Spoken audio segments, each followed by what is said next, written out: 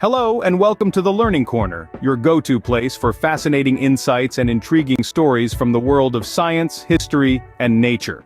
Today, we journey into the heart of Africa to explore a tiny creature with a significant influence. But before we begin, please take a moment to subscribe to our channel if you haven't done so already. Remember, knowledge is power, and it's meant to be shared. So, don't forget to share our videos with your friends and family. Now let's delve into the captivating world of Tsetse flies and unravel their enigma. Have you ever wondered how something as small as a fly could drastically alter the course of human history? Let's delve into the enigma of Tsetse flies, a journey that will take us back millions of years and across vast continents. These tiny creatures, which are native to Africa, have been around for about 34 million years. Over time, they've evolved into about 30 different species, each with its unique attributes and role in the ecosystem. Tsetse flies are a marvel of nature, equipped with a long proboscis to pierce the skin of animals and feed on their blood. They have a fascinating life cycle, which includes a rare reproductive strategy known as adenotrophic viviparity, a fancy term that means they give birth to live young ones, unlike most insects that lay eggs.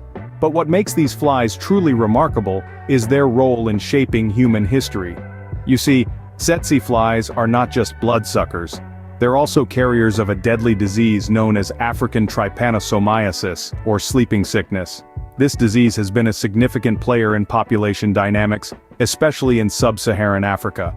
During the colonial era, vast regions of Africa remained untouched by European colonizers primarily because of the tsetse flies. The sleeping sickness they spread was lethal to both humans and livestock. It was a natural barrier that held back the tide of colonization, protecting certain communities and cultures from foreign influence. Fast forward to the 20th century, the tsetse flies continued to play a significant role in population distribution. Areas plagued with these flies witnessed reduced human settlement and agricultural development. This has had far-reaching implications, influencing socio-economic conditions and even political landscapes. The story of tsetse flies is a testament to how even the smallest creatures can have a massive impact on our world. From their unique life cycle to their role in disease transmission and population dynamics, these flies have left an indelible mark on human history. Their impact is profound, and understanding it starts with knowing their history.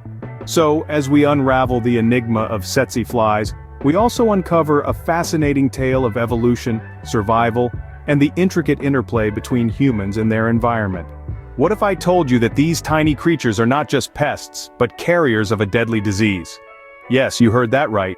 Tsetse flies are infamous for spreading a lethal disease known as African sleeping sickness, or trypanosomiasis.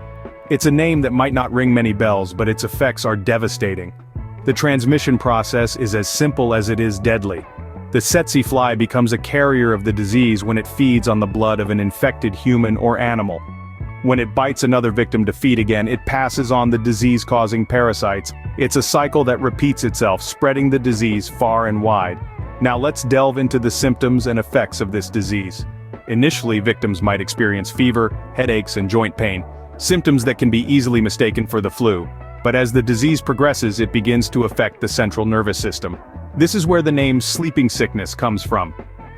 Victims experience disruptions to their sleep cycle, with bouts of sleep during the day and wakefulness at night.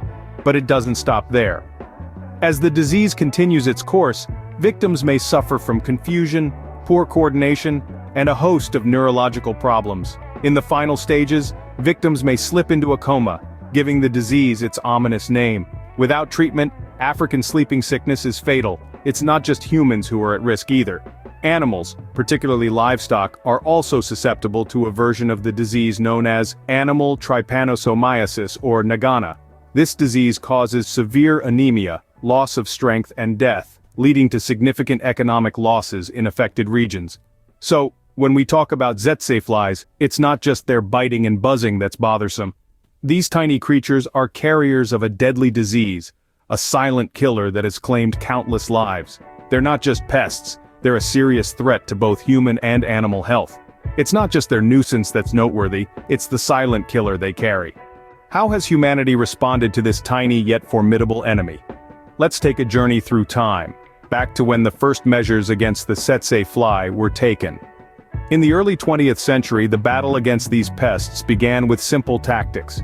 People used bush clearing to destroy the flies' habitat, combined with game destruction to eliminate their food source. These measures had some success, but the tsetse flies proved to be resilient adversaries. As our understanding of the tsetse flies' biology and behavior developed, so did our tactics. In the mid-20th century, researchers introduced the use of insecticides, including DDT. These chemicals were sprayed in infested areas, effectively reducing the tsetse fly population. Though this method had its victories, it also had its drawbacks. Overuse of these chemicals led to environmental concerns and the development of insecticide-resistant tsetse flies. In the latter part of the 20th century, a new approach emerged: the sterile insect technique, or SIT. This method involves releasing sterilized male flies into wild populations. Unable to produce offspring, these sterile males cause a decline in the tsetse fly population over time. SIT has been successful in eradicating tsetse flies from certain regions, such as the island of Zanzibar. However, the battle against the tsetse fly is far from over. Despite the successes, there are still challenges. The cost and logistical complexities of these control measures, along with the tsetse fly's adaptability and resilience, continue to make them a difficult enemy to defeat. Furthermore, the impact of climate change on the tsetse fly's habitat and population dynamics is an emerging concern.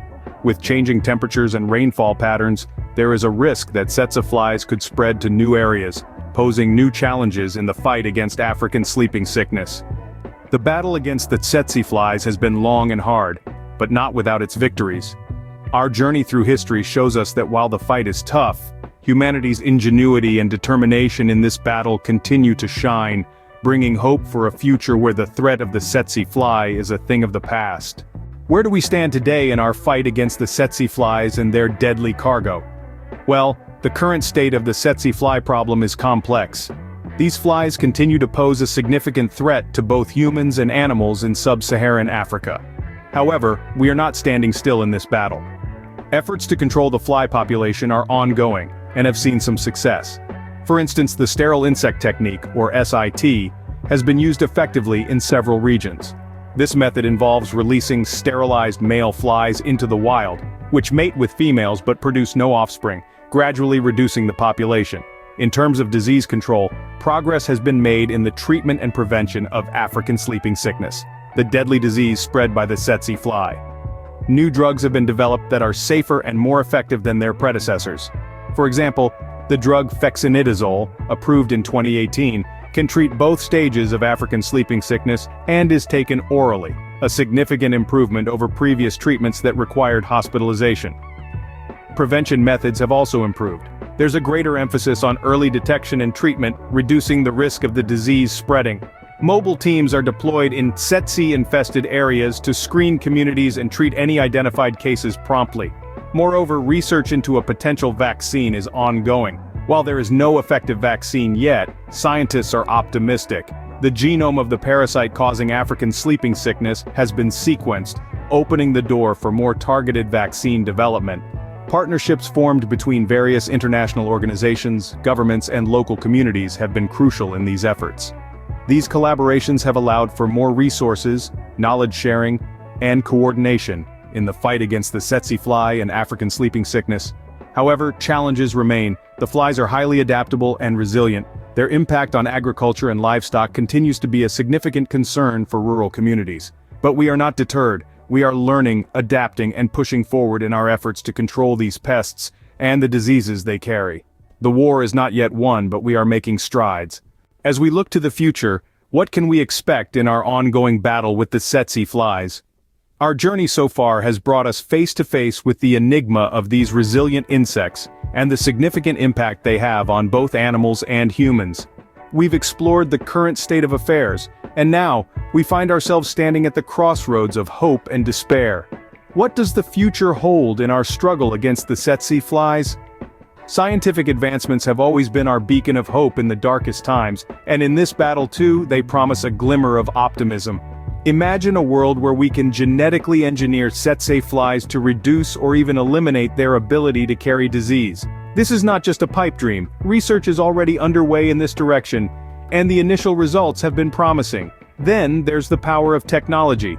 With the advent of artificial intelligence and machine learning, we are developing smarter and more efficient ways to track and control the tsetse fly population.